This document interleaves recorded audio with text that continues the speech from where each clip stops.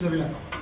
Merci Monsieur le Président, vous avez tout dit, il ne reste plus qu'à souhaiter bonne chance à l'Union méditerranéenne. Donc c'est vrai que vous avez fait un exercice pédagogique formidable et il me reste très peu de choses à dire sur l'Union pour la Méditerranée. Je vais me contenter de faire quelques pistes de réflexion. Je suis plutôt tenté par répondre en tout cas à certains éléments, très intéressants d'ailleurs, dits par l'ambassadeur, que de faire une intervention sur ce que je voulais dire préalablement. Ma première réflexion, c'est de dire qu'il est très difficile, en tout cas pour nous en tant que chercheurs, ce concept du projet, en tout cas initialement, est ambigu, est flou. Et on a une belle citation, c'est évolutif. C'est un terme, c'est un concept qui évolue. Le projet lui-même évolue, et donc il est très difficile de faire en tout cas un constat ou d'arrêter un constat sur ce projet de l'Union pour la Méditerranée. Cela dit, je dois avouer une chose, c'est qu'il faut reconnaître au président français, en tout cas l'initiative française, un formidable élan de promotion de la Méditerranée. Jamais on n'a autant parlé de la Méditerranée. Et ça, c'est un élément très très important, bien sûr, sur le plan pédagogique. C'est-à-dire que le projet français, le président français a réussi quand même à placer la Méditerranée au centre des préoccupations, non seulement régionales, mais aussi internationales. Et ça, c'est un acquis non négligeable. Deuxième élément aussi très intéressant, c'est que par exemple, d'ailleurs ce matin on a parlé de cahier de charge des médias du Sud. J'ai eu 3 ou 4 débats seulement avec l'ambassadeur, vous connaissez très bien, M. François Guyette, sur plusieurs télévisions arabes, sur le projet de Sarkozy. Il y a une demande de la part des pays du Sud, malheureusement ce n'est pas le cas des télévisions du Nord, mais en tout cas les télévisions du Sud parlent d'une manière régulière du projet donc l'Union pour la Méditerranée, du projet de Sarkozy. Est-ce que c'est remplacer la France dans l'échiquier, revenir à ses anciennes colonies, la compétition avec les Américains et beaucoup de choses. Et je pense que ça aussi, c'est grâce à cette initiative française.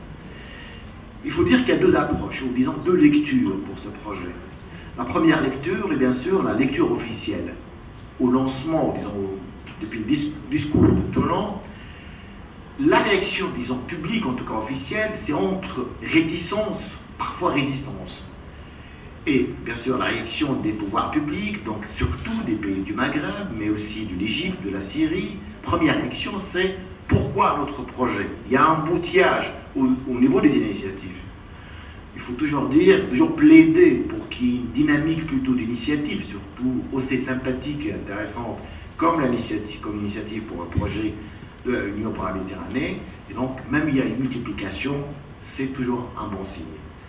Et les pays, bien sûr, les autorités, c'est difficile pour eux donc de se prononcer d'une manière, en tout cas, franche, un projet qu'il faut dire, encore une fois, je reviens, qui a été élaboré au nord. Il n'a pas été élaboré au sud.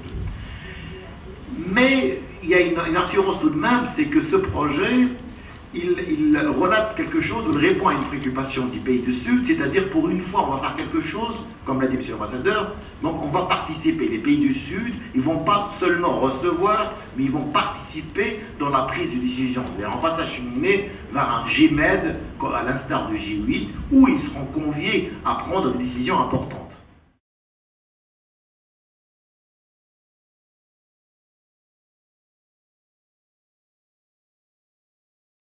La deuxième lecture, c'est la lecture bien sûr non officielle. Au début, il y avait un embarras, bien sûr, puisque la Méditerranée est un casse-tête pour les pays du Nord. C'est un véritable casse-tête. Donc, la réticence d'ailleurs, certaines ONG, donc une bonne partie de la population, de dire mais qu'est-ce que c'est finalement? Est-ce que ce n'est pas une dilution du partenariat méditerranéen avec ces fameuses 3 corbeilles? Est-ce que finalement c'est quoi? Un retour encore de l'influence française, disant qu'il y avait quand même une incompréhension. Pourquoi encore un nouveau projet? Et du coup, donc, bien sûr, il y a une certaine incompréhension de dire que qu'est-ce que c'est. Et je pense que l'élément le plus important, à mon avis, c'est que le projet, l'Union pour la Méditerranée, d'ailleurs on est deuxième, puisque l'Union méditerranéenne, ou disons le projet pour la Méditerranée, n'a rien à voir avec le premier projet de l'Union méditerranéenne. Donc on est passé, en espace de presque une année et demie, à 2 projets qui sont différents. Les pays du Sud, les chefs d'État, finalement, ont trouvé le projet très intéressant. Vous savez pourquoi? Parce que finalement, on va éviter dans ce projet les choses qui fâchent.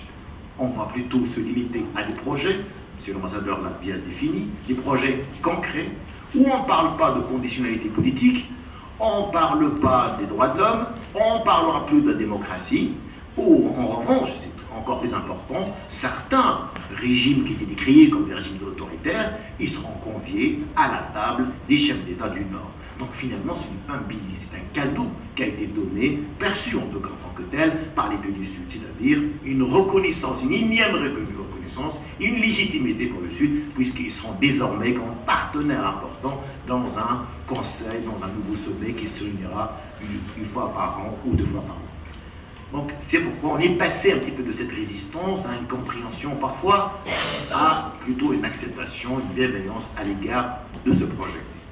Et je pense que la meilleure appellation, c'est qu'en fait on est passé à quelque chose de beaucoup plus pragmatique, qui est une union de projets. Finalement, les deux parties, les deux rives vont venir avec des projets qui sont concrets, encore une fois des projets qui ne fâchent pas, réalisables, au lieu de partir, au lieu de rester sur ce processus. Et moi, j'aime pas le mot échec de Barcelone, parce que finalement, on prend les mêmes et on recommence. Donc s'il y a un échec de Barcelone, ou limite de Barcelone, toujours les responsables de l'échec, s'il y a bien sûr un échec, ils sont toujours là. Donc il est très difficile un peu, à mon avis, de tirer sur une ambulance. Là, le problème, il est là, donc il fallait plutôt voir pourquoi ça n'a pas marché Barcelone, au lieu de proposer quelque chose. Oui, je pense que le projet a été mal parti au début. Il y a une véritable attente, en tout cas, concernant ce projet d'Union pour la Méditerranée. Reste que bien sûr la conception, et ça c'est le grand problème du haut, donc la première lecture, la lecture officielle et la lecture non officielle de ceux qui sont concernés par le projet, ceux qui sont concernés par l'île méditerranéenne, elle est toujours différente, elle résiste en tout cas à ce projet. Quel travail, comment convaincre un petit peu les populations du Sud pour les bienfaits de cette union par la Méditerranée, comment les rassurer. Ça, je crois que c'est un travail que ni l'Union européenne, ni les autorités du Sud peuvent le faire seulement à travers ce projet. Et c'est pourquoi je reste en tout cas, moi, sceptique, perplexe. J'attends pour voir. Néanmoins, je ne peux dire que je plaide, encore une fois, pour cette dynamique d'initiative de paix, au lieu de dynamique de guerre et de conflit. Et attendons la suite pour voir. Et je vous remercie.